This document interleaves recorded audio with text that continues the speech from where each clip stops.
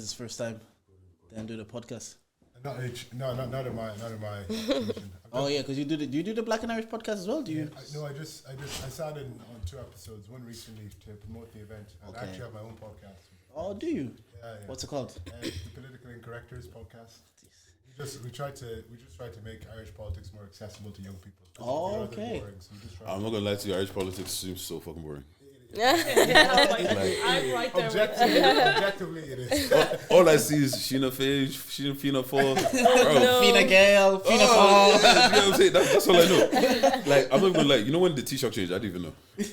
And then they changed back to him again. I was like, what? They said it wasn't Leo. No, it was Michal Martin. I was like, what's it? I didn't just do turns of like, okay, Michal, Leo. All right.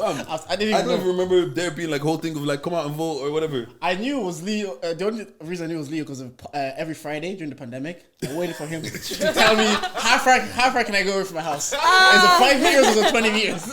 Then I remember his face. Then when it was Michal Martin, till this day I don't know what Michal Martin looked like. Did he not come on TV though? All the time. Do you know, after a while, I got tired of them telling me where I can or cannot go, so I stopped watching them. Bro, I don't care anymore, man. Is the thing, yeah? You should have just been like me, I just went anyways. Do you have aspirations of being a politician? Me, I'm asked that every now and again. How I put it is that my heart is with the community. So as you can see through my involvement with Black and Irish, I just care for seeing what I can do to advance things for the community. And if God says the best vehicle for me to do that is politics, then I'm going to resort to that. But as of now, I have no thoughts whatsoever about politics being the best vehicle. There's a lot that's actually quite off-putting about getting involved in politics. So like what though? You know, you sound like a politician. People say that even how you're sitting with a notebook. Bro has a notebook. The truth is complex. You know, so what puts me off politics? The lying and deceit, for example. I think it's indisputable that some politicians at election time, they need to try and lie to people to get votes. And I think if you are a liar in one context, when you go to another context of your life, when you're with your wife and kids or your family, that habit just doesn't leave you. It's not like, okay, now I'm in red, not in blue anymore. Now I'm a truth teller. So those things can put me off politics. And right now I just have some of the people that I look up to most, Martin Luther King Jr., Malcolm X, they weren't politicians. And if they were, they would have been limited in their change-making capacity. So if there's many other ways to try and leave a positive impact on your community. No, I 100% hear that because I'm not like into politics, but I hear on other podcasts, like sometimes like the culture war. If those who influence culture have just as big as the impact, or even more than politicians. Bob Marley, Fela Kuti, Tupac Shakur. And that's what like Obama was. Obama was like, he was cool. He was shooting trees and saying that's what I do. He was a cool, like rappers loved him, so the culture loved him. So then he shifted that, and the reverse for that is like, on the other side, the culture loved Trump the other way. Like, there's a certain demographic that he appealed to culturally. So the Titan, like Hillary, she's speaking properly, speaking correctly, but she wasn't connecting with the culture as well as she could have.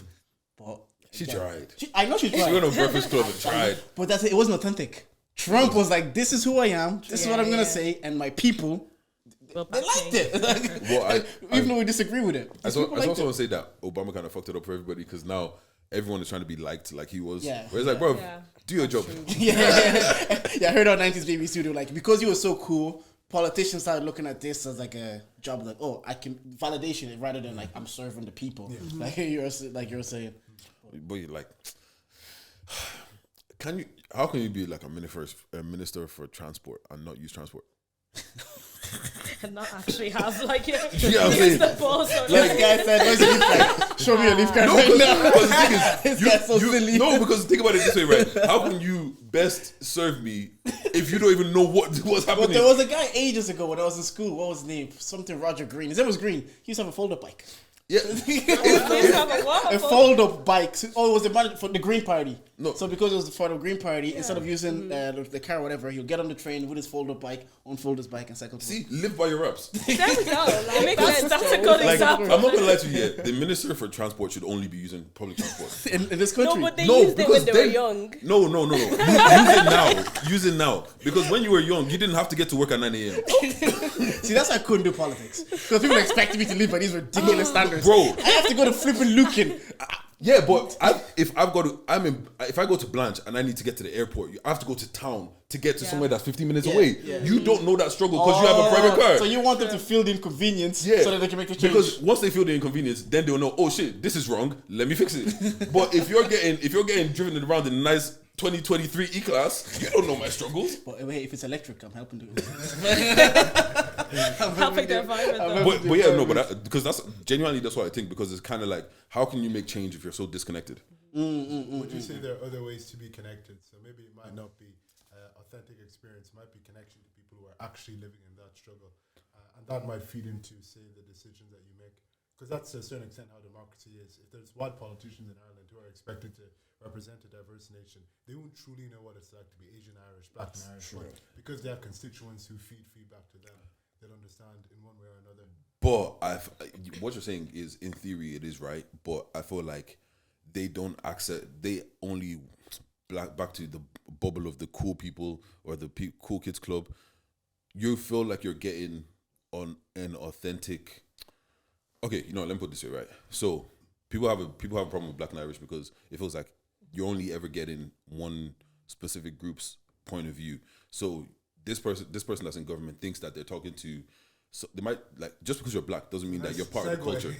Yeah, just because you're Black doesn't mean that you're part of the culture. Do you get what I'm saying? Yeah. So that Black person you're talking to doesn't represent me. Do you get what I'm saying? So I can get what you're saying in that play, and in theory it does work. But are they going to the right people to get the information of what is really going on? Okay, so is this a Black and Irish question? No. I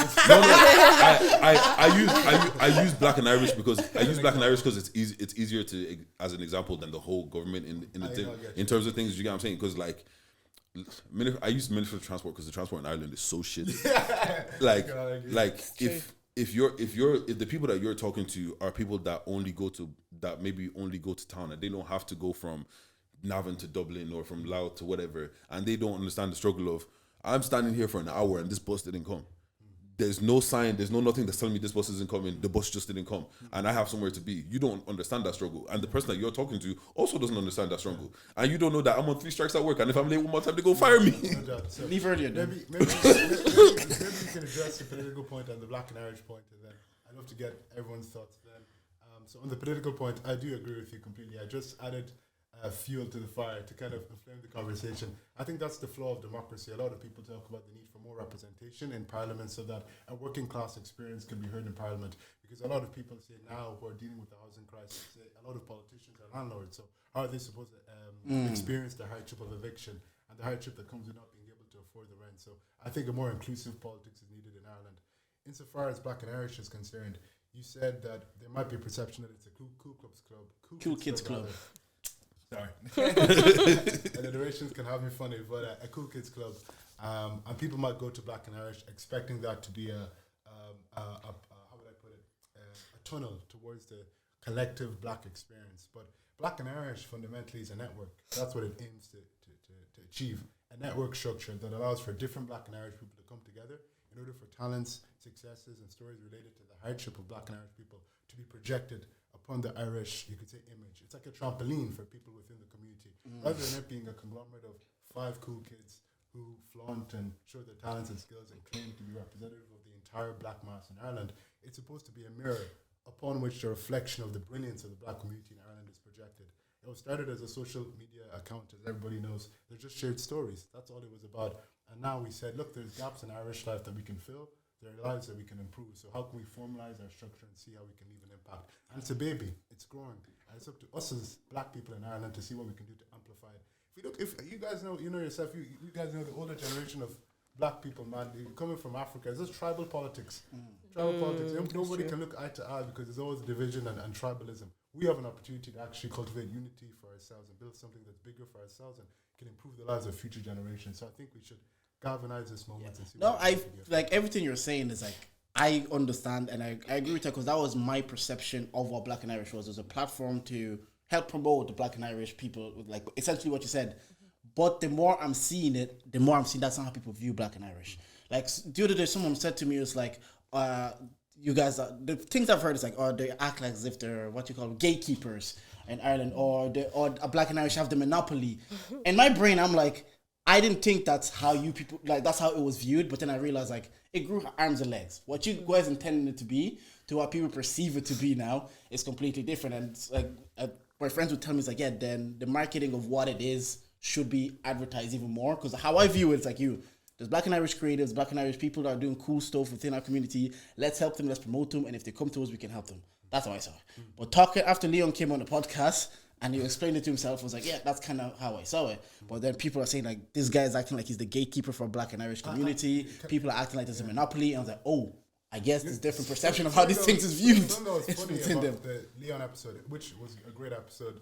I think we enjoyed it, we watched it, was that Leon was out of touch with some of these criticisms, not because he wasn't trying to be in touch, but because people weren't approaching him and getting in touch with him to speak to him person to person as a human being. And I think back to the idea of us being Black people who have tried to build positive things in the past, but who have run into brick walls. If you look at our history as African people, there are great African leaders who tried to build African nations, but it wasn't just the white power structure that saw them fail. Sometimes there was people within our own community who, instead of trying to see what we can do to chip in, to try and push the ball forward, worked against positive movements. And we intend for Black and Irish to be our baby that we can build, that we can see grow, that we can help improve. And we can only have that happen if we chime in and if we contribute our own insights and criticisms, but also positive feedback so that it can get better. So let's do that. Let's have a more productive... It's part of the reason as well why we're holding this event, so that like it's not just like how people may see just a club.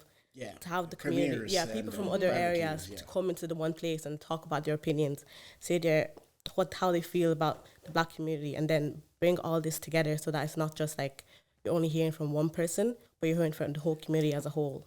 You know? Like the thing is, like, once again, in theory, I understand it, and I don't think it is. Like I said, I always say I feel like it's a losing battle. There's no way you win. You can't please everybody. There's no way you're gonna win, because there's like, even with politics, right? As much as it is, everybody has a voice, everybody can vote, everybody can do this. Do you get what I'm saying? It still feels like very much like it's us versus them. Do you get what I'm saying? And it's kind of like, yeah, cool. You're gonna host a open day where you could come and you could talk to the politicians and everything, but it still feels like it's very much like I don't know if I'm invited to that place. And you know, like some people with our egos and how everything goes, it's kind of like, because I know they don't want me there, I'm not even gonna go. Fuck them. Do you get what I'm saying? Yeah. And it's kind of like, once again, with a name like Black and Irish, you've indirectly put a target on your back. Yeah, do you get what I'm saying? So it's like, I'm just over the opinion, like I'm actually tired of even talking about it. Like it's not going to change. Yeah, in terms of like the people, some of the people that are complaining aren't going to change anything about it, because it's like, I feel like Black people, we just kind of, we have this acceptance mentality. Like, you know why people complain? Yeah, white people love a complaint. Yeah, Karens. That's what they Karen. That's what happened. Yeah, but Black people, we just kind of take it. We just say that it's shit. It is what it is, and we push on. It kind of is because instead of voicing out. Yeah, do you get what I mean? And I feel like because we voiced for so long, it's like nothing's changed, or something changed after forever and a day. It's just kind of like we just fuck it, man. It is what it is. Like, you're in there to help me anyways. Just push on, like.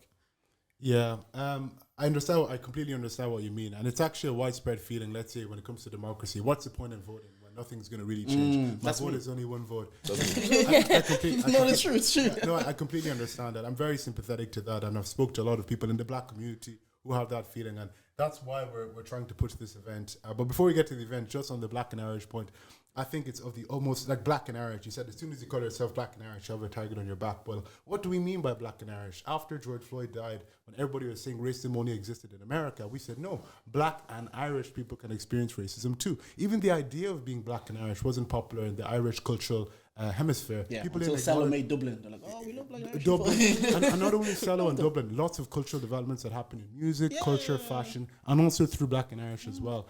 So we have introduced a movement. It's like a revolutionary moment, like a renaissance, and Black and Irish hopes to spur that and put that forward. So we have to just see it as a collective bubble that we can all be involved with. I'm from Longford Town, so a lot of the criticisms that you said people had for Leon, I don't hear that where I come from. I don't know if you hear that in Offaly. I don't hear that in Galway either. So we have to remember that when you're talking about the bubble, sometimes the criticisms might come within a bubble themselves. So the Black Irish community is not homogeneous. You know, it's not unidimensional. We span the country, and Black and Irish hopes to serve the community. So let's ensure this isn't just a moment where 10 years from now, when we have or 20 years, we have our kids and we say, once upon a time, we had a very good movement that was trying to do something good for us, but we just didn't support it as much as we should have. Kids, make sure you don't make that error. Because that's the conversation my mom has had with me and many African parents have with us about building up and uniting. Let's try and see what we can do to make this better and make this last and stand the test of time for us as a community, because it's for us as a community. But I think outside of Dublin, the criticism on Black and Irish outside of Dublin it feels like it's Black and Dublin. Black and Dublin. And that's because a lot of people on the team are based in Dublin. And you have to remember, guys, 3 years ago, this is just a social media account. Leon didn't have to say, this is the like curse of the innovator. If you're going to say, I'm going to be a disruptor and step into this marketplace or in this sector and trying to do something positive, I'm going to face a lot of unprecedented challenges. So Leon is facing that, and everyone in the team is facing that. So we have to be willing to take that on.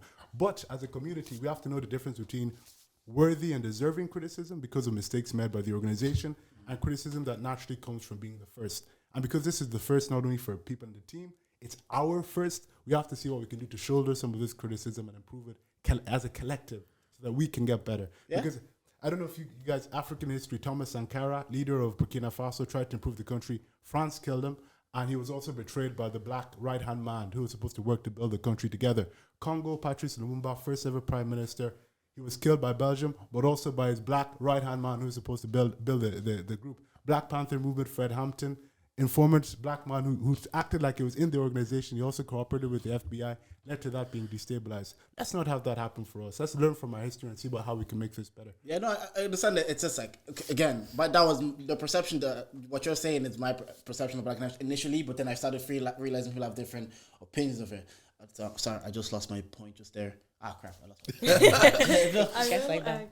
I will say as well, I think that it was discussed when Leon came on, and it's the perception because of like what we actually put on social media of like what we're doing, and it's not like everything that we're doing like with like schools and businesses and like trying to go and like work with other community organization, everything like that. Like that's not what people are seeing like through social media and stuff. Like I can imagine like the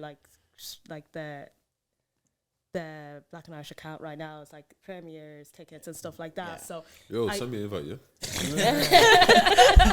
Movies are coming out soon. I need to go to a few premieres. I'm a cool kid too. You're invited, lads. You're invited to the event that we have planned for July 15th. So all of the criticism, a lot of them are very fair, by the way. I know I'm focusing on one side of things, negative attributes of some of the criticism, but Melissa talked about what we actually display. Yeah. We're in schools every second week giving talks. We're talking to corporations as much as we can about racism. We get no money as individuals. We're students and full-time employees. So we're trying to balance volunteer work for the community. So this event, anyways, we're doing July 15th. Munachi, I don't know if you want to explain it. I want to ensure your voice is as heard as possible because the event is about having people let their voice be heard. So it's July 15th. It's called Finding Your Voice. So there'll be different topics about different like social problems that are going on in society, especially in the Black community.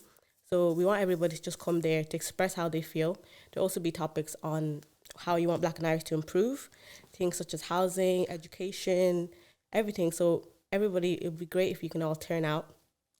And don't ever feel like people always complain behind the scenes in their house, with their parents, with their family, exactly, in silence. But don't let it be in silence. Actually come out and express it, because people outside of our community, they want us to be put down. They don't want us to rise up. So everything is always better if we like come as a collective. We're stronger, and our voices will be like better heard to the people that can actually make a difference. So hope you guys are there as well. Yeah, what inspired this though? Like, what was the top person? Like, you know what, we also need this one. Like, if we're saying earlier, it's cool to have the premieres and to have the Black and Irish Awards. And again, what I was about to say earlier is that some people also just have a rebellious spirit. They just don't be like, you're not gonna speak for me. And sometimes because they're not seeing themselves at the premiere, it's like, so they're just rebel anyway. So there's a lot of things that like you can address the criticism, but some people in their spirit are just gonna be like, you mans are not speaking for me. But back to that, it's like, yeah, why did you guys decide to like, you know what, let's actually address these issues as well within our culture? Well, as well, because touch on the one side of people's views of Black and Irish, and they think nothing's really done. So I actually wanted to have everybody's opinions heard and do something that's actually going to make a difference, that can have an impact, and people in society can see, okay, Black and Irish are actually making a move for the community and not just doing all these little side things as well. And also as well, because there's so many issues rising, like it's better to like start addressing them now. We don't want anyone to be like feel quiet and silenced anymore. We just want people to like have their say and have their opinion. But how do you think it is? Yeah, I think Melissa, would you like to chime in? Yeah, no, I would like to just like say, like following on what Muna said as well, is like it's like one of the first times that we're doing this is like we're getting people from the community to come and express their views and opinions on like social problems. Like that will then feed into like a 10-point plan, and we're going to actually bring it up to the politicians and just be like, look, this is the voices from the community, and this is why we're saying that, like, we want your voice, like, we want you to come to us now at this event and like speak on these social problems. And also as well, like, I know, so, like, because it's going to be based in Dublin, like, and then like some people might not be able to come or like away or something like that, so we're also doing a survey as well, so we're trying to capture as many voices as possible to on these social problems, which Eric, you could go through what they are. But yeah, so but what kind of problems are you hoping to address then on the day for people that are listening? Five issues. So housing, health, education, culture, and then the future of Ireland. So people are going to have conversations about these 5 respective areas. We're going to be taking down the contributions of people, and as Melissa so eloquently said, we're going to put that in a 10-point plan, 10-point list of demands. We're going to give that to politicians and say, this is what this group of Black and Irish people who came together on this day say they want to see change in these 5 areas. Change them, because sometimes when it comes to political discourse, Black people are only called when it's time to talk about racism and discrimination. Then when the racism conversation is gone, it's like, okay, the big boys, you come in, Black people, you just get out of it. Now when the big boy, cost of living crisis, homelessness, it's time for us people who are privy to these conversations to talk, but you minority groups aren't. So then we're told to evacuate the premises. We're here to say that we're here to stay when it comes to the more serious issues. So secondly, another very important thing is that Black people at times in Ireland, from my experience, sometimes I don't like seeing Black people too often as a collective term, because it's such a diverse group of people. You have Nigerian people, you have West African, East African people, North African people, Caribbean people. But in my experience with many Black people, when I talk to them about politics and I label the conversation as a political one, it's like, nah, I don't contribute. But when it's something again, but speaking to me all this time. But the thing is, the points you both raised early in this podcast about representation and democracy, those represent some of the most pressing political and philosophical discussions being had in the political sphere, generally speaking. What you said was deeply political, so you have the capacity to have political conversations. It's just that when we label it as politics, then Black people are like, I can't do that. Boring. So this is not going to be like a political nerd conference. I blame my dad. Because he used to have all these political conversations with his friends in the sitting room. They're just shouting about African politics. And that sounds dead, man. I don't want to listen to that. I don't want to be that. They're just watching the news. I'm like, it's kind of boring, man. That's very important as well. And the trauma as well that comes with African politics. A lot of people distance themselves from that word because it's associated with the hardship that had their parents leave their motherland in the first place. Yeah, that's true. But here we're going to have we're trying to achieve like a barbershop style discussion. It's going to be very informal. There's going to be nice food there. Hopefully we can have some traditional food there. There's going to be music at the event as well. Some nice speakers there too. It's going to be very informal. And we're going to just create a space where people feel comfortable to contribute. And you don't feel as if you have to be an expert. So it's not going to be housing. Tell us about the recent stats related to the census or anything like that. What's your experience with housing like in Ireland? You talked about your struggles with housing. What's it been like? And we're going to take that down and then give it to politicians. So it's first of its kind of it's expensive, and the information isn't like as easy as accessible as you'd want to think. Because I went through the process, and you're finding out things as you're going along, and you're like, man, if I knew this 3 months ago, it could have like sped up the process. Or if I did this, like one thing, for example, is like, you need this certain amount of deposit. I had the money saved, it was ready, so when it's time to go, like, man, here's the deposit. They said, no, we need to see a 6 months steady income into a bank account. You're putting that money in, and that money is being withdrawn. So it delayed me 6 months, despite having the money ready to go then and there, not knowing that like I need to show consistent 6 months of me putting money away to show that I'm consistent. Like little things like that took half a year just then to start the process. But that information, you don't have it because you don't have anybody here. We're like first generation to go through all of these problems, so we don't have the information. So these kind of events, it's good for that. Like people are gonna come and like, I know Fiona as well has been on the pod. She works with you guys, Black and Irish. Similar situation. She was going through process, going through steps, not realizing, I'm still gonna have to spend money here. I'm gonna spend money here, and that information just isn't as accessible as you'd want it to be when you're starting. And I think even apart from like buying houses, I think just like renting, because like there's so many people that I know that are working full-time jobs that are more than the average wage in Ireland. And for me, I don't want to live with people, because my last time living with the counterparts, they kicked me out of my house. Crazy. Don't mind that. I'll keep that. What is true? I know You told the story. Yeah. So what's called? I got kicked out of my house for no reason. So I kind of don't want to live with counterparts anymore. And I just, you know what? No, fuck that. I just don't want to live with anybody. I actually want to live by myself and have that experience of living by myself. But it's kind of like either I'm gonna have to move so far away from Dublin that doesn't make sense because I'm in Dublin 2-3 times, sometimes even 5 times a week. That it doesn't make sense for me to live so far out when I live far out enough now that it just doesn't, like, it wouldn't make sense for me to live from being far out to being far out and still paying a lot of shit. And then it's like I want to live somewhere, but then I want to live somewhere that's nice as well, because I can go pay 1,500 for a studio apartment, but I can do this and touch both sides of the apartment. Do you get what I'm saying? You wake up and you get burnt by your stove. Like, what's that? Convenient. You can make breakfast in bed. Fam, you know your light bill will be cheap.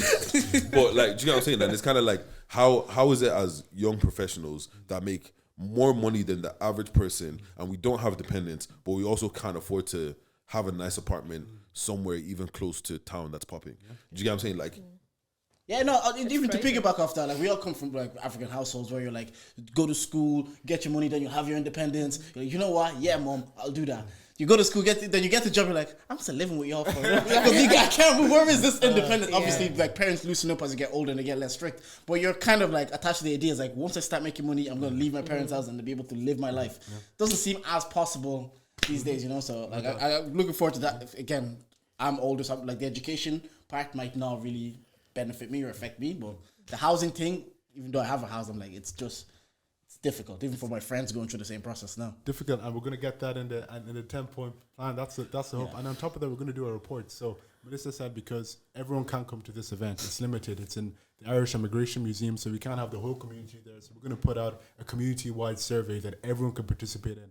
And then the results of that survey we're going to put into a report, especially because if we have a 10-point list of demands, it'll capture demands that are a rough summary of what everyone contributed, but it's not going to capture the nuances of the conversations had. So a report can be more expansive in terms of what it can encompass. Yeah. And we're going to put that out to the country as well to say, these are the opinions of people. Keep it real, bro. I can read your mind. Because I'm going to come across as a hater, but like, no, bro, not at all, bro. Nobody cares about a 10-point plan, bro. No, yeah, but you see the politicians. Yeah, I'm speaking especially about them. They will take a 10-point plan and say, "Yeah, we're about to do something with this." You know, like back in the day, you go put your CV, and then when you leave, they put the CV in the bin, bro. Because you know what it feels like. It feels like people are constantly shouting about there's something wrong, and they constantly say that, "Yeah, we're working on it," and it never gets worked on. And bro, you know what it is, yeah. The French are the smart people, man. You have to write it. You have to what? You have to write it. No, actually, as a politician, do you see how the French? That was a political podcast. Do you see how the French, if you raise the price of bread, they're going outside? You have to. Is that what we need to do here as well? Do we need to be like, you know what, 10-point plan, right into the politics? F all of that. We're going outside to the dog. Because I'm not afraid of your 10-point plan, but I'm afraid that my car might get blown up. Now I'm gonna do something about it. The French overdo it though. Every day. But see, it has to start somewhere. You have to have something presented to them so that they can be like, okay, these guys have expressed something. Then if there's no change continuing to happen again, then at least, yeah. But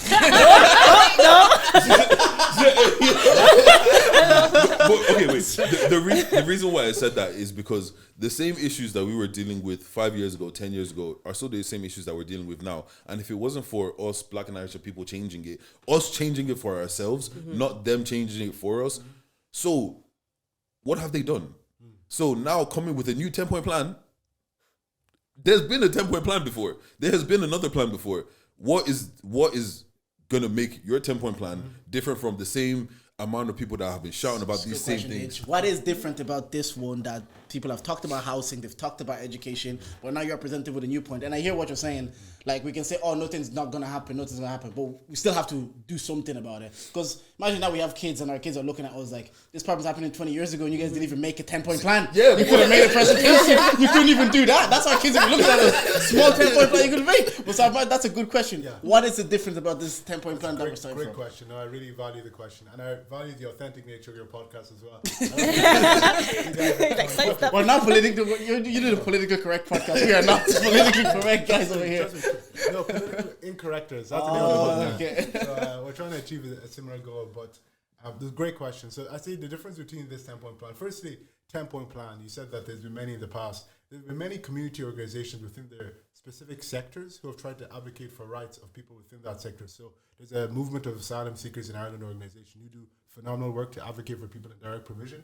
For example, Black and Irish, who try to address some issues pertaining to people in direct provision, but also a more expansive, broad view is what we're trying to encompass. So to target the experiences of as many Black and Irish people as possible. And we have now a national platform. So upon that trampoline that I referred to earlier, we hope to take this 10-point plan and then balloon it, rock it into the political sphere. Number one. Number two, you talked about rioting. And the premise there is that when you riot, you give politicians a problem. Yeah. And they have a problem, they're forced to change. But politicians are politicians, which means that they're elected representatives who get paid because they're elected representatives. And in a democracy, what gets them paid is the fact that they're voted for at election time. So they have to appease the people who are going to give them the votes to get elected to make their money. This is a very blunt and crude way of seeing it. We as Black people aren't as registered to vote as we should be right now. This event is going to show us that we have a right to chime into these conversations. And once our paradigm shifts, maybe then we'll say, now we can register to vote and see what we can do to try and change the political structure of this country. Because I think Black people, sometimes we feel like we don't have a stake in Irish politics. We're detached from Irish politics. What's the point? But once we see our power in a conversational sense to chime in on these mainstream conversations, then we might be encouraged to try and register to vote and see what we can do to address these mainstream issues. And then the politicians have something to be scared about because they know they have to appease to these Black people, or else I might not win.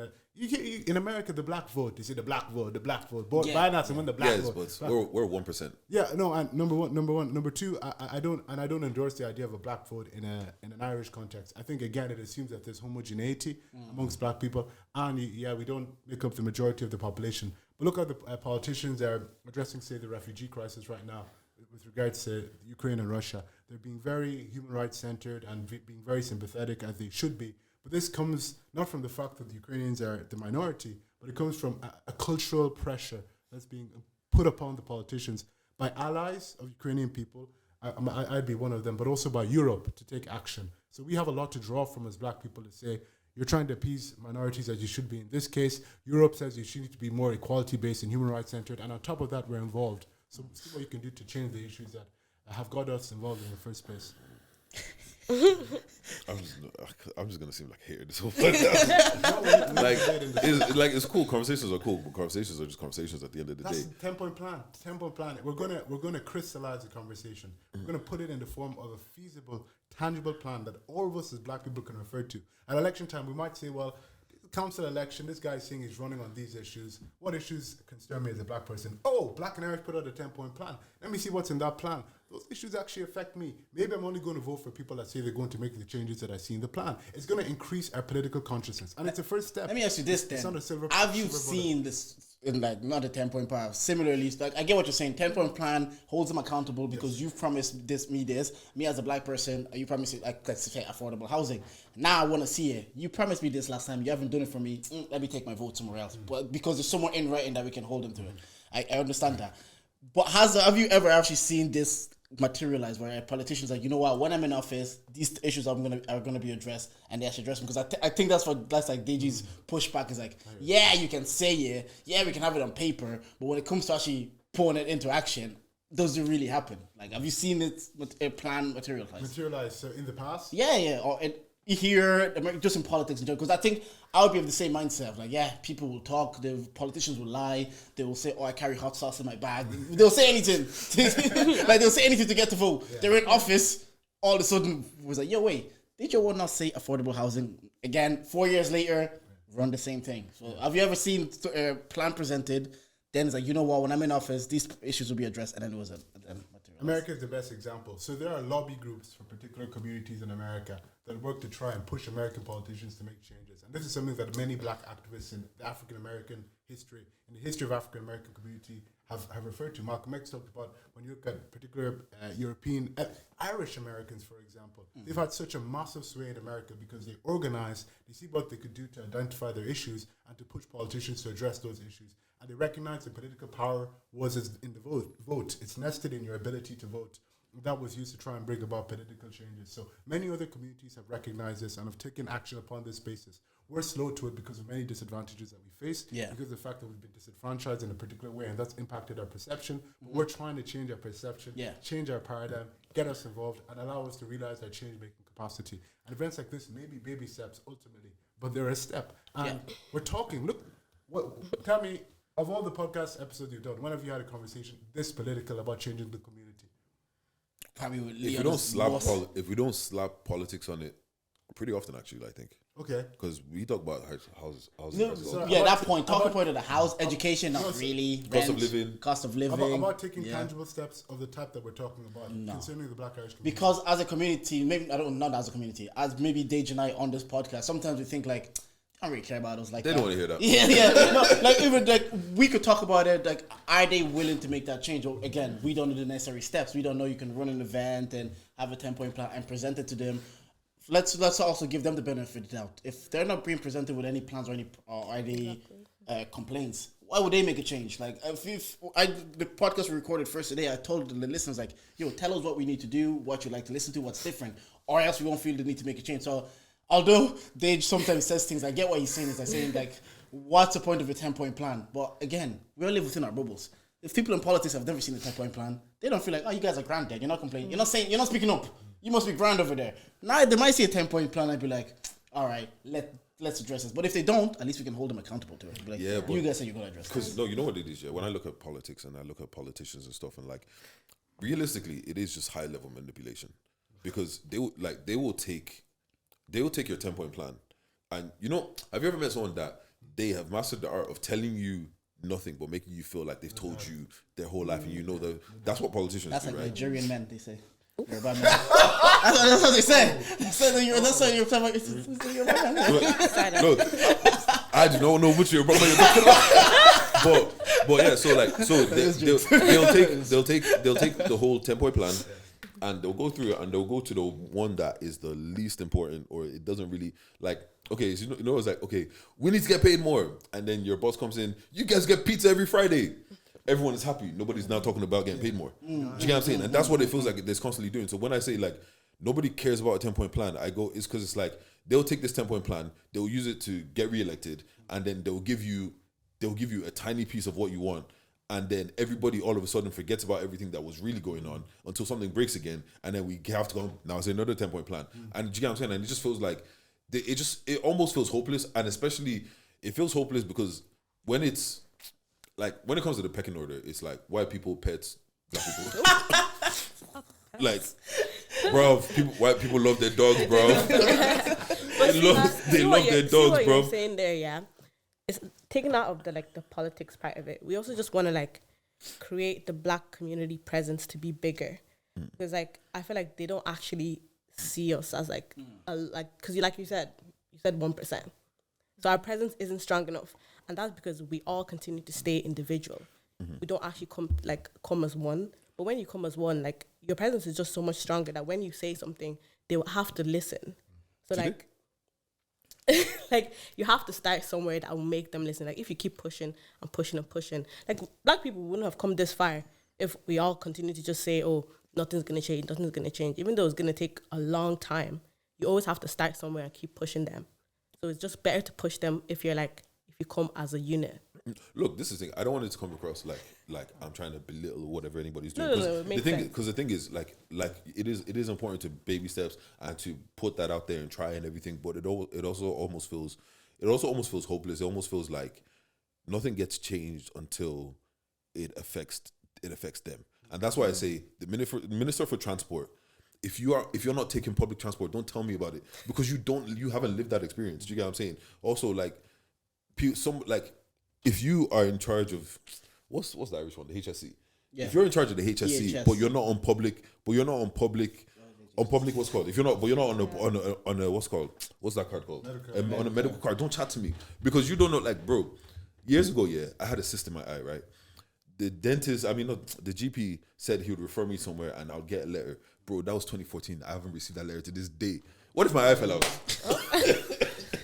You follow up though. But I hear that, but sometimes you do have to, like, that's just life admin. If you don't get, like at work, if I'm waiting for an email, that email doesn't come, I just follow up to the person. Yeah, but sometimes you have to understand it's in that specific instant, it's still humans doing their jobs. No, so they can forget to just send out a letter, and you have to be like, send me out a letter. No, I understand that, like, it's following up and all that kind of stuff. But the thing is, like, it feels like the way the system has been built is like you can't fix a problem that you're not aware of. And the thing is, the people that you're speaking about, if you're all on private healthcare, not aware of or not impacted by, better, not impacted by. Yeah. Like you know, it's like, have you guys worked in retail or like low level jobs or whatever? Like when you're there and then the higher ups tell you to do something, and it's like, you've never worked here, you don't know that what you're asking me to do is absolutely fucking stupid. Do you get what I'm saying? But they're enforcing something that they don't have to live by. So for them, it's like, of course you have to do it this way, and you're talking to your customers like, look, I'm sorry, I know it's stupid, but it's just what the boss says, isn't it? And that's what it feels like. And it feels like until it impacts them, because like with work, once they see numbers drop and stuff like that, and they see profits are going down, now it's like, okay, hold on, this is affecting our bottom line. How do we fix it? And then it's like, this is what's wrong with it. That's what you need to do. But if it was someone that actually worked there, it's like, oh, that's easy. That's why that's wrong. You can't do that because it's stupid. You can't do this because it doesn't work like that. Do you get what I'm saying? And I feel like, yes, the lobbying and everything makes sense, but they just get to a point where, bro, let's riot, bro. No, and just to piggyback off his point, the best part I could like relate to that is like what you're saying earlier about their landlords. They're also politicians. So everybody's crying out about rent, but it's beneficial to them. So then they have no motivation to fix the rent crisis, because not only is it not impacting them, it's actually benefiting them. Because I'm a human being. I can imagine being in their shoes. Yes. No, let's Honestly, be real. I wouldn't Let's change be it real. either. It's like, yo, the system benefits me right now. I have 3 houses. I'm renting them for $2,000 each, extra $6,000 income. I have 3 kids in uni. Why on earth am I looking to fix the situation? So there is conflict of interest situation in certain like departments. We've seen it. Like I remember there was an actress in Desperate Housewives or something. Her kid, she helped her kid get into Harvard because she found ways the system benefited her. So she's like, why am I fixing the system? You know, that kind of way. So there is conflict of interest within the government. And so I don't know what can be done about What's it. the best way that... Oh, go on, Melissa, go on. No, I was going to add to that as well. Like one of the good ways as well that for this community and the 10-point plan is that we're not the only community out there that are like going to the government about these issues. So like we're adding to that. So we're adding to that conversation that's already being had by working class people being like, the rent is crazy and everything like that. So what we're doing as well is we're adding to that, well, whatever outcome from the event, we're adding to that conversation. So we're making it bigger and stronger. So like the government has to hear the people, like, you know, because as Eric said, like the people are who elects the government. So like I think there's, I don't know, the next election, they're going to be like, oh shit, like how am I? How am I? Okay, cool.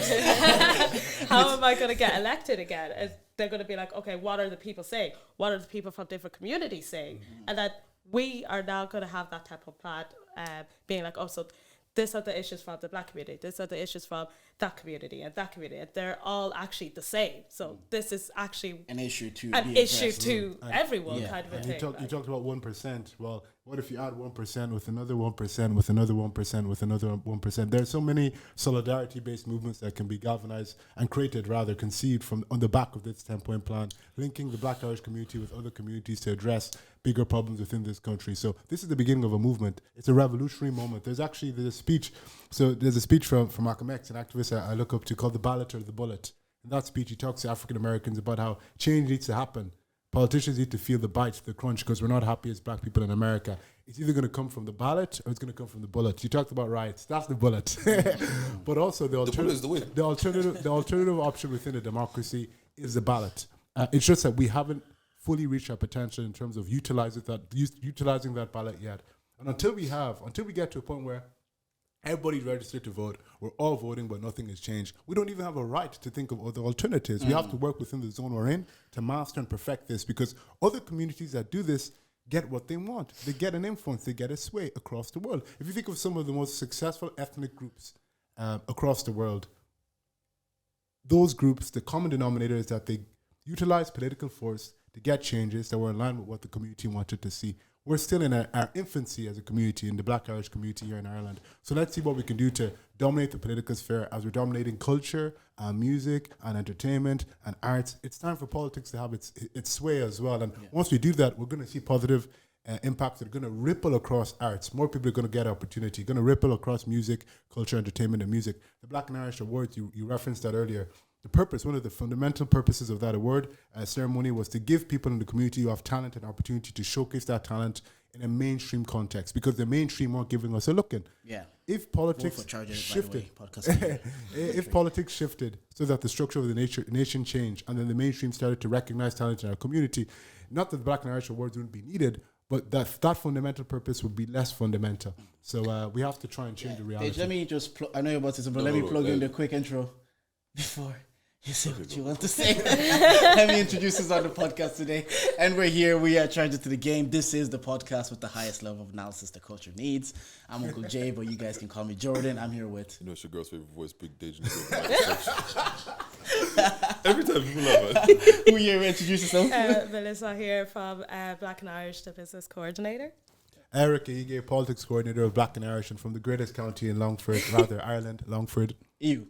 That ain't it. You can't say greatest county in Ireland and say Longford, doesn't it? I know that's It's this is the first time Longford has probably been referenced in your podcast. Yeah, definitely. I used to go to Longford. Actually, what's called my friend's dad used to be a pastor in Longford, who used to be in Longford pretty much every Sunday. Oh, bad. It's so long.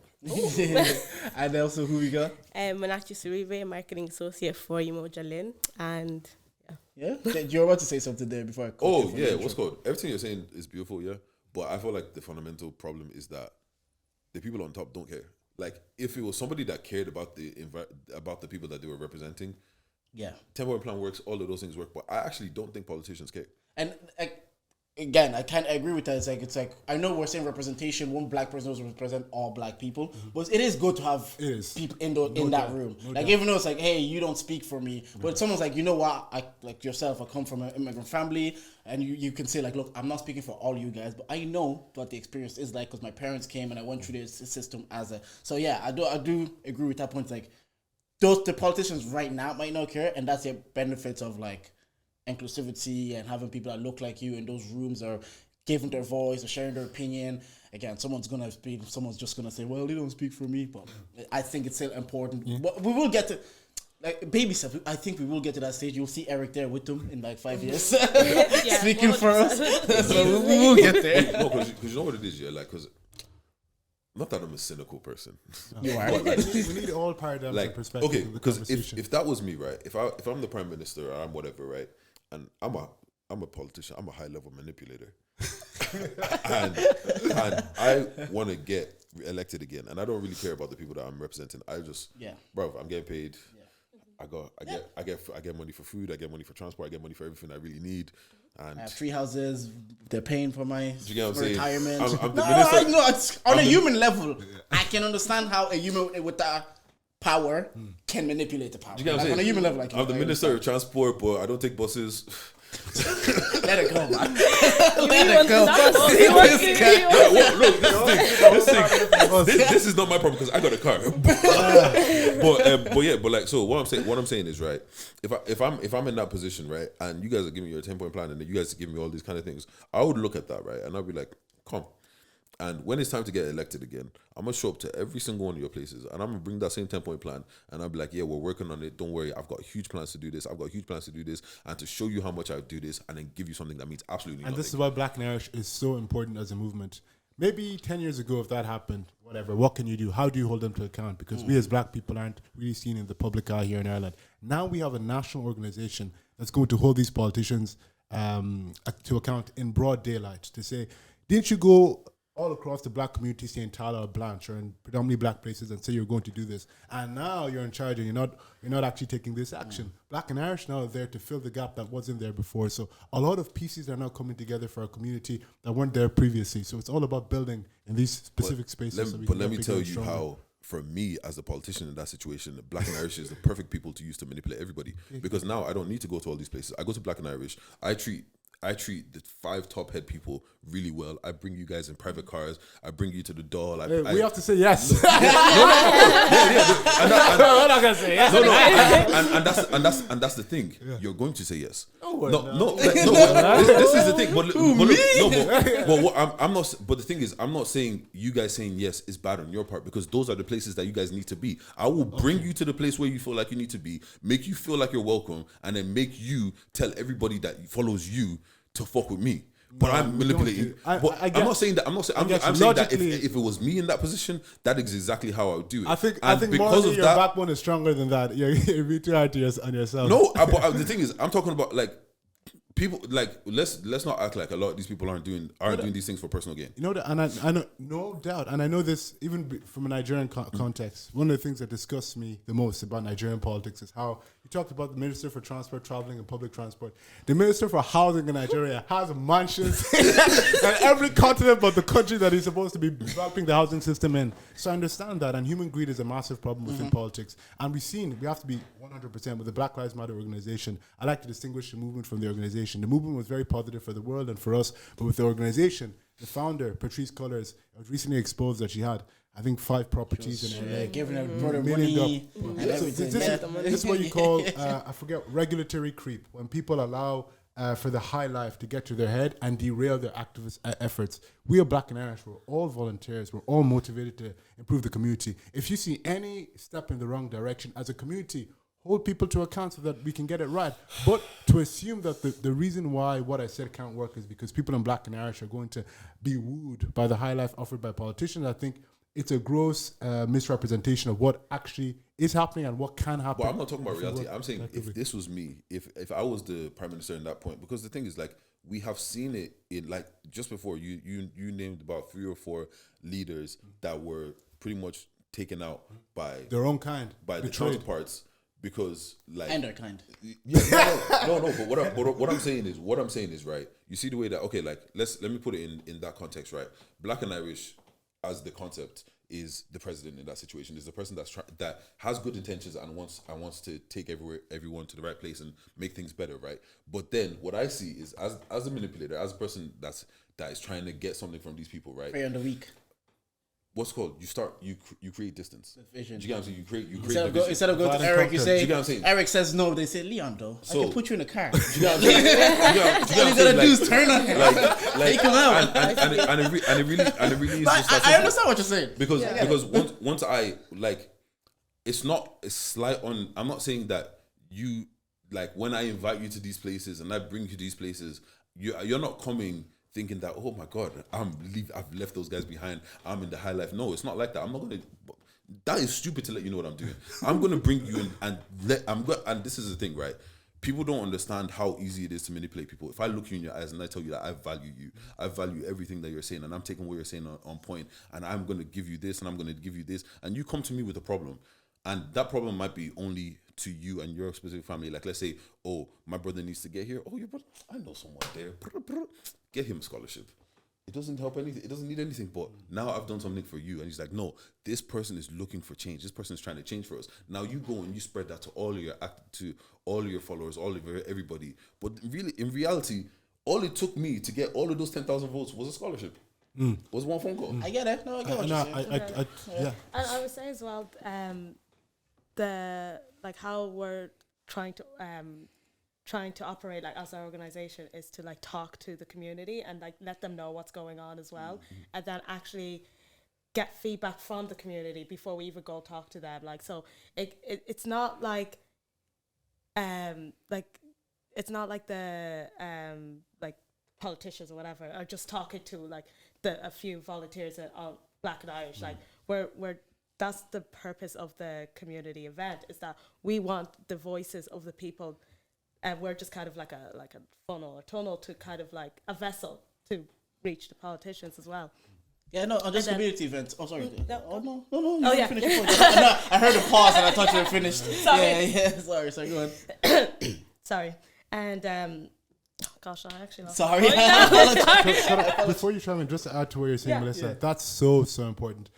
I think the flow of the Black Lives Matter organization is that it was top down. So the people at the top said, we are the Black community. They said defund the police, for example, even though when polled, a lot of people in black communities in America, because of the fact that they're disproportionately represented in high crime neighborhoods, didn't want to see the police defunded. So there was a discrepancy between what the so-called advocates for the community were saying and what the community was actually saying, because they weren't rooted in the ground. Black and Irish is rooted in the soil. First of all, Ireland is too small for that not to be the case. If you're not rooted in the soil, you're going to be destroyed overnight. So the community is not going to allow you to exist. And secondly, there's genuinely good people in the community. You got to interview Leon. You're getting to chat to Melissa and myself. I'm actually vicariously involved by way of this event. I'm not going to lie to you. I don't think that's true. In the Black and Irish? I don't think Black and Irish is rooted in the like. There's I can easily count 20 people that would probably disagree with you. We can have that conversation. No, look, this is not even me on the side to you guys. Like I feel like from the point of view that you're at, it makes sense, and I can see that. Like, you know, it's that thing, the road to hell is paved with good intentions. Yeah. I can see why you'd feel that way, but there's loads of people that would completely disagree. Like Dongo said, you guys don't come to Brooker. Yeah. You know what I'm saying? Where is Brooker? I'm from Longford. So it's Tala. Yeah. It's just a part. It's just like council estate, part of where there's like a bunch of people doing whatever they're doing in it. So they're doing good or bad things, or what do you mean? Everything. So okay. No, okay, but what I mean is, like, you're not for the streets. Like, you're not for the culture. You're not for the streets. Like, there's some people that feel like you guys are them man, and we're us man. Them man, us man. Okay. But that's why, because now you're creating the divide. I'm not trying to create. No, I know. I see how the concept can happen, but like that's why it's important for if there's a divide, people on that side to come to events like these to express how they feel about it. Because people on the inside aren't hearing all these like so many opinions. So that's why pushback is, why do they have to come to your events? They could also say like you people from this side have to come to the events they're having in their area. Again, you know? bear in mind the fact this is a 3-year-old. So it's maybe a year and a half. Year old organization. Nobody's paid. Our sister organizations are organizations like the National Youth Council of Ireland. We're trying to collaborate with more Women for Election. These are an organization of which I'm on the board. These are well-established organizations, get funding. They're able to pay employees. Black and Irish is hoping to get there. Once we get there, we have the resources then to reach out into these communities. But if you don't have the means, you can't find a way. And we're trying our best to acquire the means so we can find a way. So I understand that this isn't known unless people come onto the podcast and communicate this to the community. But I'm trying to help people understand the state the organization is at, where we aim to be, and also the goals that we want to achieve. And also, you don't understand the people. I'm very critical of that idea of there being the people, the culture, as if for the African American communities, like this is the ghetto and this is black culture. The industry, the scene, We don't have an identity per se culturally as Black and Irish people yet, because it's so diverse and we're coming into our own.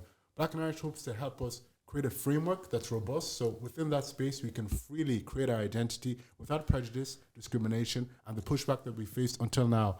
And getting rid of some of the barriers to the way of expressing ourselves. Can I ask you guys a question? What type of ways would you want, like, people in the Black and Irish to come to the community? Like, how would you want it to happen? Another thing is, like, I am big on giving people grace, because everybody's doing something within the first year or two, the first 6 months, like first 60 episodes. So I'm big on, like, sometimes I feel like the discourse or the criticisms that like the musicians get, that we get, the podcasters, or even Black and Irish, I feel like sometimes anyways I'm like, this is the first time we're having this kind of event. Let them build it up. Okay, in 2-3 years, even the Black and Irish event, the Black and Irish Awards, I'm saying, like, let them build it up. Let them learn how to get it right. In 4 or 5 years, if we're still seeing the same mistake, by all means, lean in. The same way that we do this podcast is that we're 1 year in now. We're making the same mistakes and we're going for it. By all means, lean in, because I want a certain level of grace given to me as I'm trying to grow here. So I try to give people the same grace. And when I hear some of the criticism, I'm like, do you know what? Despite being fair, let them get it right. In terms of what you're saying, is like, what kind of events do we want to, like, that's a good point, because you guys actually throwing events for people to come. This is what we're doing on this side. But then you tell them, well, what are they doing in Brooker that Black and Irish can go to? Look, once again, this is not, like, I actually feel like you guys are in a losing battle. It's a lose-lose situation. Like, I don't think there is any way, like, because there's some people that are going to complain about, They wouldn't come to us. You guys won't come to us. But they want those are also the same people that won't go. Do you get what I'm saying? So it's like, and also this is. They want Trinity to go to. They say you mans won't come to our ends. Okay, why do you like Black and Irish are inviting us to go to an event for a reason? Well, I can say like you guys don't come to Balbriggan and you come to the A92. But why am I? What's the reason for them to come just to come to Balbriggan? Because I'm here and I'm Black and I'm Irish. but if they said that, if they said come to our event because we're here, we're Black and we're Irish. But look, I get what you're saying. Like, I'm not speaking about me. I sit in the middle and I understand both sides. I see both sides too. Like I get it. It's like I get why you're like that's why I gave pushback. I'm saying like, oh, come to these events. At the pushback is like, why don't you come to our events? Also, but it is what is events. Also, like, okay, to bring this to podcasting, right? Let's go, fella. We know that this episode isn't going to do views like that. And you know what? Because we're not talking about body counts. Yeah. So no, we've seen the clips. Like, but we do clips like no artist in Ireland can perform well. That's what they love. If we do financial advice on a clip, we say, oh, this is how you buy a house in Ireland. They don't talk. Bro. But they'll complain. They say, oh, podcasters need to start talking about as soon as someone says there's no bodies in Ireland, it flies. But when we say, hey, buy it, this is how you go through the process of buying a house, they're not listening. So they're ignorant towards all this information, all this talk. But the same people then, were on the internet, they're shouting. So. It's once again, so that's why I say, once again, lose-lose situation. And I feel like... Can I just a slight... I'm very sympathetic to what you said. The slight correction that I'd offer is that those who are represented on the internet and those who are the loudest are a radical minority a lot of the time. I've just, for Africa Day, I was invited to go to Ennis to speak at an event for Africa Day on behalf of Black and Irish. Many Black people were there. Aunties coming up to me, uncles coming up to me saying, well done. It's great to see the work you guys are doing to improve the community. Older people in the community. University of Galway, I was supposed to speak at some events on behalf of Black and Irish. People say, we really value your work. Black people within the community saying, I didn't even know there was a concept of being Black and Irish before you guys came and introduced it. So a lot of people in our interactions have seen a lot of positive things being done. The criticisms are fair, without a shadow of a doubt. But this type of conglomerate you've identified who criticize but don't necessarily want to construct, who want to tear down but don't necessarily care to construct and build, that the revolution is not for everybody, and it never was for everybody. There was always a set of Black people in any positive Black movement that were there at the side, throwing pebbles and stones. Even now in Nigeria, there was an election there. There was an alternative force offered in Peter Obi. I'm not saying you have to support him. He's simply a political candidate. But the idea of a new paradigm and how we do our politics in Nigeria that represents people, a lot of people weren't for that because I'm part of PDP and APC and I'm getting paid and this corrupt system benefits me. So there's always going to be a set. Just because you're Black doesn't mean you're going to be for what's necessarily aiming to advance the community. Yeah, the only pushback I'll give to you about that is that there is a specific group of people that show up to those events. So getting validation, or not validation, getting those things from those people, you're going to get those from those people because you're going to the places and all of those people are the same mindset and all of those people are the same whatever. Do you get what I'm saying? Like, you're not going to hear from my boys because they're not going to that. Do you get what I'm saying? Does that make sense? I get you. Yeah, so just even on the internet points, like my awakening was like Brexit and Trump. What I was seeing on the internet, and when I woke up to see what actually happened, I was like, okay. Oh yeah, because everyone was like, there's no way Brexit's happening. Yeah. So I was like, okay, so the reality, what I perceive it to be on the circles I'm in or the people I'm talking to, there's no way I would have thought that Brexit or Donald Trump becoming president was a thing. Mm-hmm. What's actually happening, people actually going outside to vote, and people actually not just on the internet typing, like Remain.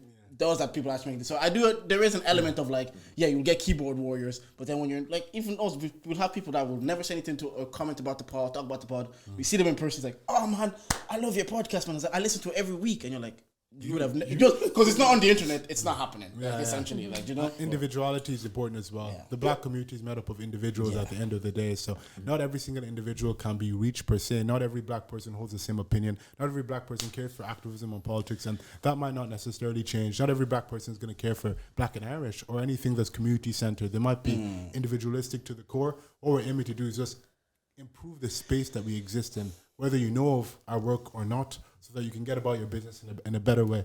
That's what we're aiming to do. And we're learning as we're going, trying to, in the manner of a sponge, absorb as much information as possible and do it more effective as time goes on. I wanted to ask this also, just move away from there. Like, what are you guys doing then? Like, what are you aiming to do in terms of education? Because obviously I'm a bit removed from that. That housing situation maybe affects me more. Again, I'm directly impacted, so maybe I'm more curious, but probably have like people that are students or listening to this. So what are you guys aiming to do in terms of education? Melissa, would you like to?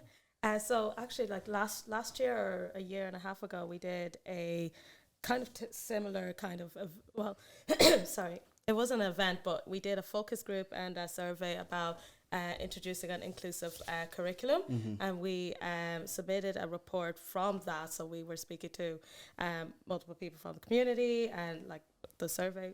What's the organization? The National Curriculum. Curriculum NCCA. NCCA. The National Council of Curriculum. A. So we submitted that, and from that we actually where our education coordinator developed an anti-bias, anti-racism training that she's delivered to multiple school districts and the ETBs and everything like that as well. So we're doing that, and then we're also going into schools to deliver like talks and delivering the training to teachers. And we're also like a little hub as well for like parents, if they're like parents in like the countryside, if their children or they've noticed as the child are experiencing racism. Like we've got so many emails from like parents being like, my child has experienced racism here. Like, first of all, like I really want to connect with like a community that can help me, but also like I really want if you have any advice on like how I could like, you know, deal with that with the school. And what we did, we went to the school, gave the talk, spoke to the teachers, principals, and then also spoke to the teacher, the parent. So we do a lot of those kind of stuff on an education basis, and then we're also trying to diversify and inclusive, make the curriculum inclusive, like what we're learning in schools and everything like that. Yeah, fair. Can I ask a question? Yeah? Of course. You know, with like trainings and like talks and all that kind of stuff, because you know everyone's got what's that training that they make you do to carry things properly at work? Manual Manual handling. handling. I could give that training at this stage. I've done it so many times. However, nobody actually follows the manual handling training. That's why with some stuff like that, like, oh yeah, training on racism and all this kind of thing, it feels like, is it just one of those things where it's like at work, do you know how many trainings I do? I click through and it doesn't actually change me or how I view things or make me lift with my legs. Bro, I'll lift with my back still. Like, do you feel like the racism training and the racism stuff like that and the talks and stuff like that actually has an impact on the teachers and how the teachers relate to black students? Because for us, we went through school and the racism was... Even like I remember a football match being racially abused, saying it to the ref. I know, like, she's not a teacher at the time, and it was like, and the ref told me, I said, this is what he called me, and the ref says, I know, but you need to behave. Like, I was like, again, you're 14, 15, so you're kind of like, do you know what, maybe I shouldn't provoke them. Like, you start thinking, all I'm doing is playing football. You start thinking, maybe I shouldn't provoke them. But getting older, you're thinking like, why was I the one told to behave? If you're calling me names. Even on a different level, on a less like overt level, why are all of us black boys that were playing football automatically put on the wing? Because you're quick and powerful. Literally, like, you know what I'm saying? Like when I was playing rugby, I was a forward. I was like one of the first three in the thing. But then a new teacher came. Oh yeah, put Troy on the wing. I was actually you don't even know if I'm fast. I was actually in Charlie's the other day. I was waiting for my food, and this guy says, "Oh yeah, well, I coach Stella Maris. I have 4 black kids. I played one of them in the middle for the physicality." Oh my god! But do you get what I I mean? God, this was Friday. this was because I played one of them in the middle for, because you know he can't play, but he's a physicality.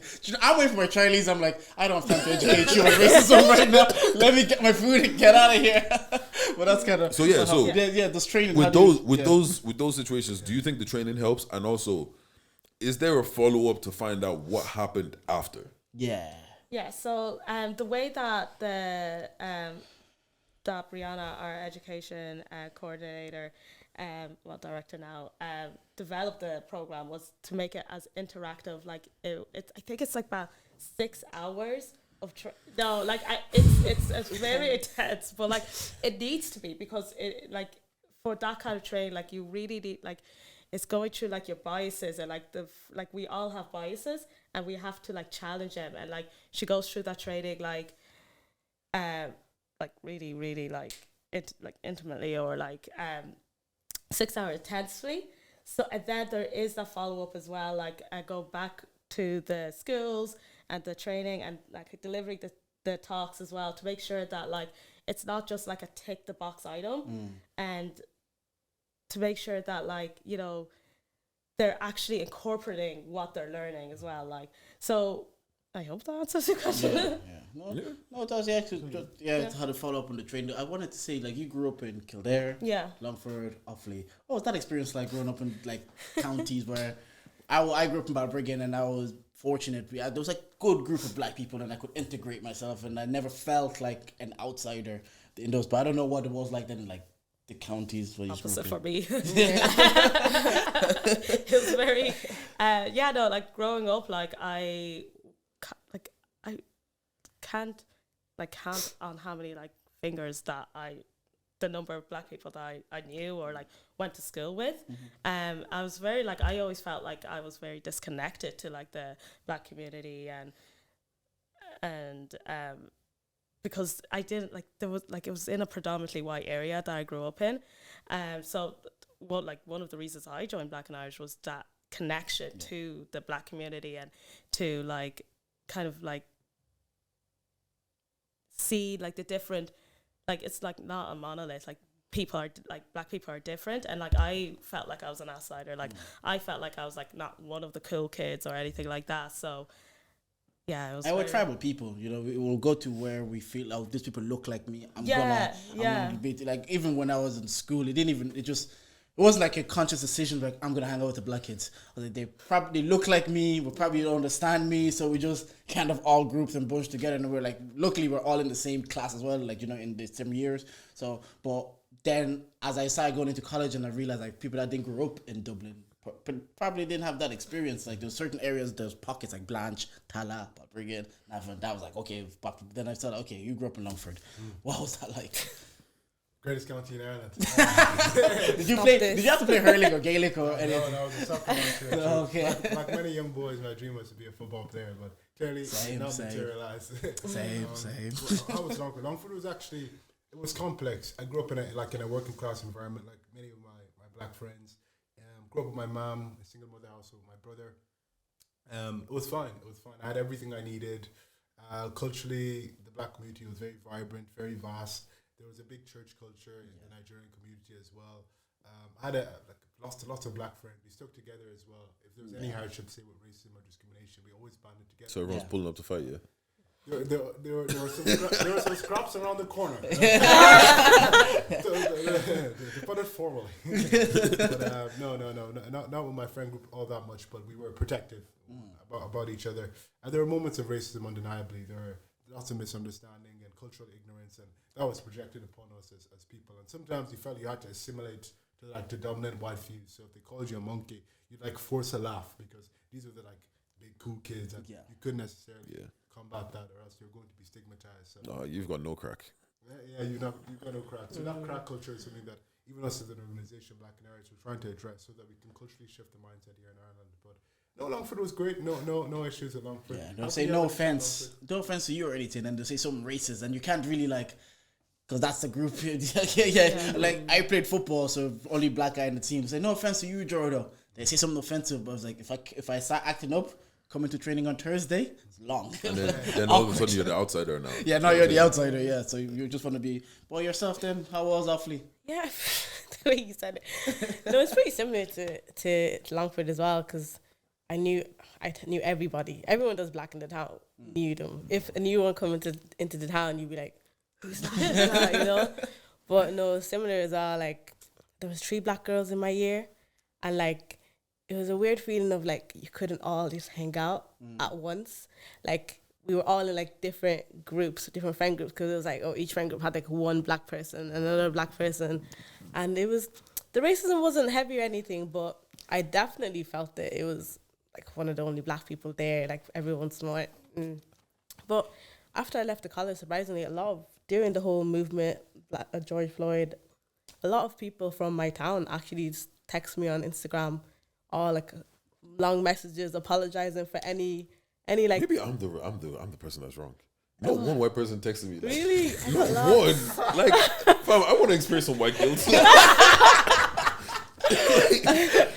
No, but you know when they say like they'll do subtle things that to them at the time they don't think it's like racist, but like now they're like they're actually starting to think that okay, that Yeah, not actually would've- exactly. This is a good, not to excuse racism. And I say this to DJ Laws. Like some people, we were the first black person they experienced. Like coming, I've had people they come from Leitrim, never seen black people. They're trying to relate to me. So the quickest point of relation is like, do you listen to Tupac? Bro, in a moment I'm like, Guy, this is weird. It's 2012. Tupac died in 1970. Well, in 2017, I can understand like even some people now is like I see people if they're black and they know I like football. The quickest point of conversation is like talk about football to that guy. So on the level I'm like I can like empathize like with that line of thinking is like that's a black person. I've only seen them on TV. I've never really had a conversation with them. Why can't I make myself personable to them so they like me? I want to be liked. Let's talk about rap music. It's a bit weird. It's like you could have talked to me about anything else. But getting older, like I say, your way, they might not have realized what it was at that time. But now they have the information and the knowledge. Of like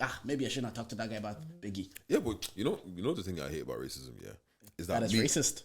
not even like after a while you get used to it. But you know, I hate having to check myself to see if I'm crazy. Because okay, so in my school, Was that racist? You're like, in my school, there coincidentally is only ever 3 black boys in every year. Oh.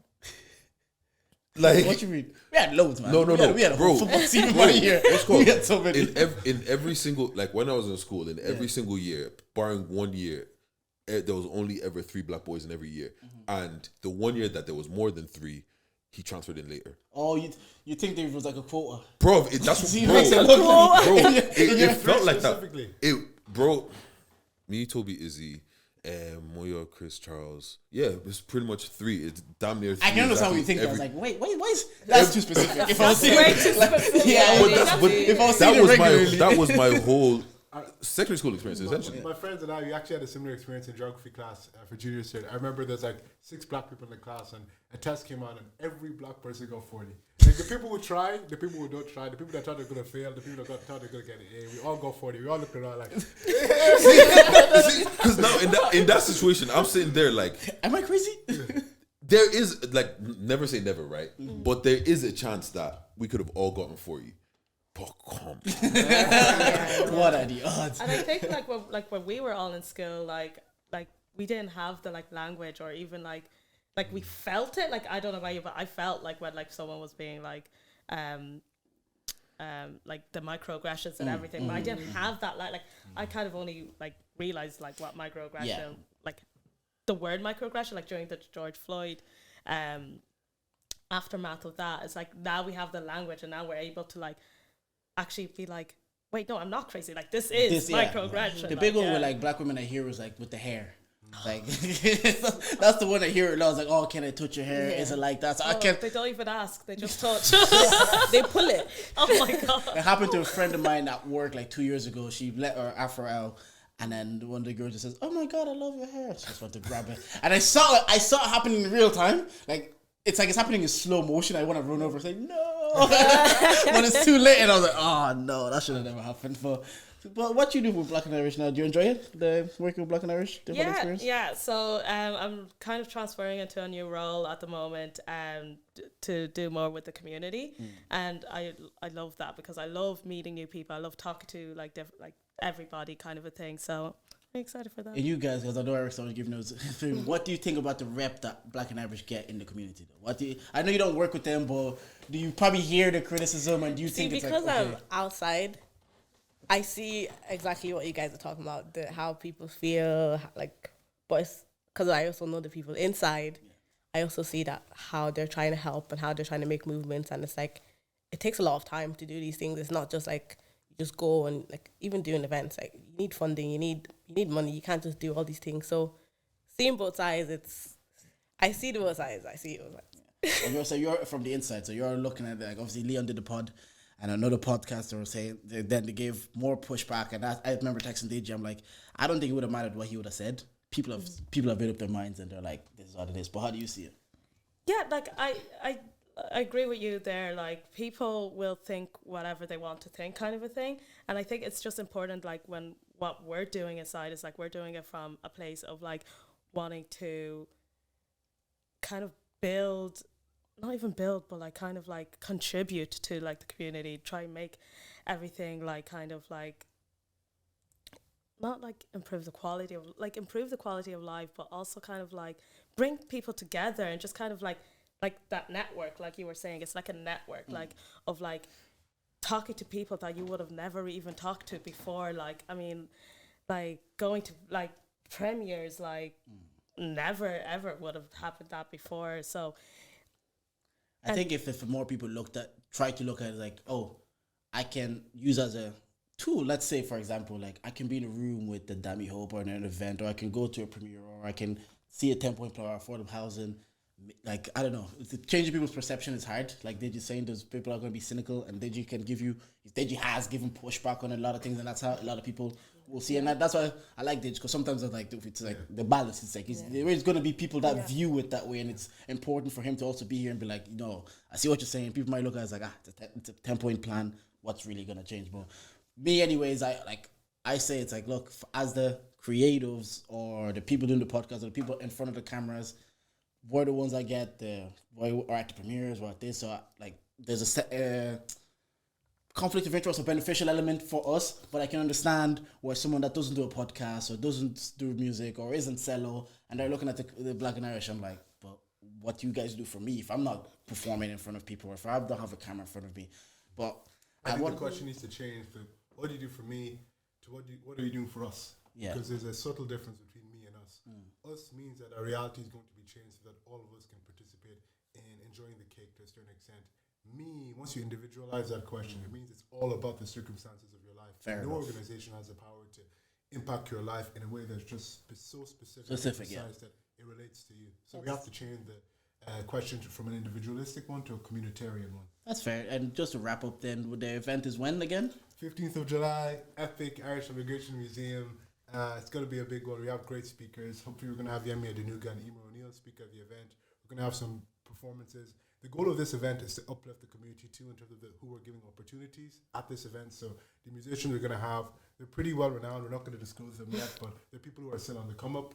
The people who are involved in this event are Black and Irish. That's another point I actually wanted to make. Sometimes it's like the people on the come up probably needs the light shine on them a bit more. Do you know? Like when the Black and Irish went to Joe Biden or something, the pushback was like, why is he taking Where's Your Head At or Zeta, for example? Those people have clout, or they're already known, or they have a platform. They don't need that light shine on them as much as for, I don't know who the upcoming artists are, but that's another point I would have, if I actually was thinking about making. I was like, it's more beneficial. Like cello will be fine, cello office will be fine, it'll be good. I'm not saying they can't use the light, but they will be good. Now it's like, okay, who's up and coming, who's trying to make a name for themselves in any department? Music was the one that came to my head. Like there's fashion, there's everything. So I do think like it's more beneficial to give people that would benefit from that platform more than the guys that are doing festivals in Europe. They're good. Yeah, I know. They're good. That's what we're going to achieve with this event. And in terms of organizing this event, Munachi is someone in the Black Irish community who isn't necessarily inside the organization in a formal sense, but she's played a stellar role. She's on the executive. This is the executive team with relation to organizing the event, because we want to give opportunity to talent in the community to step up and offer their offerings towards building something that's greater than ourselves. So this event is going to be unprecedented in many ways, and you'll be surprised. Many politicians who we've interacted with so far about this event have been sold on the idea. They see Ireland needs this. It's the first attempt to politically codify contribution from the Black Irish community, so it's unprecedented. So whether it's a baby step or the step of a Tyrannosaurus Rex, it's a step. It's a step. So we just have to build from here. Grand. And we hope you're involved with it. Whoever's watching. Come to the event. Get involved with the chain. We need your voice. We always say this to wrap up the pod. Like, look, thank you guys for coming, first of all. And if you guys have anything that you ever want to talk about, promote, look, just hit us a DM like you did, and we can work out a time. Or if you're just like, you know what, I have opinions and people need to hear it, I want to have a conversation with the boys, hit us up. Same process. So we don't mind. And if you guys are listening to this pod and you made it to the end and you didn't like anything that we said here today, well, you can charge it to the game. That's right. Thanks for listening. Thank you.